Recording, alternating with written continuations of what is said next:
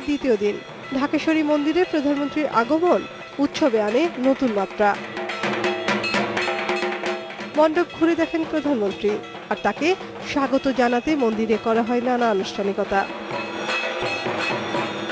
প্রধানমন্ত্রী বলেন, বাংলাদেশ ধর্মনিরপেক্ষতায় বিশ্বাস করে শান্তিপূর্ণ সহ অবস্থানে।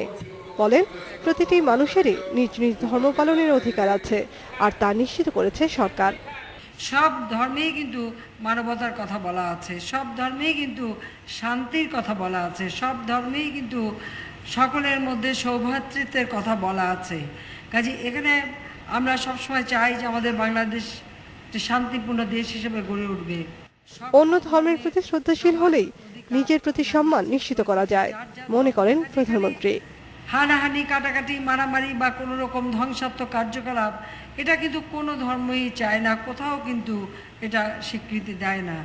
তবুও মানুষের ভিতরে এই ধরনের কিছু কুপ্রবৃত্তি থাকে, সেগুলি তারা চরিতার্থ করে। আমরা সবসময় এটাই চাই যে এই কুপ্রবৃত্তির হাত থেকে মানুষ মুক্তি পাক, প্রত্যেক মানুষকে মানুষ হিসেবে দেখে তার সম্মান, তার মর্যাদা যেন নিশ্চিত করে। ঢাকেশ্বরী মন্দিরে শুভেচ্ছা বিনিময় শেষে প্রধানমন্ত্রী যান রামকৃষ্ণ মিশনে।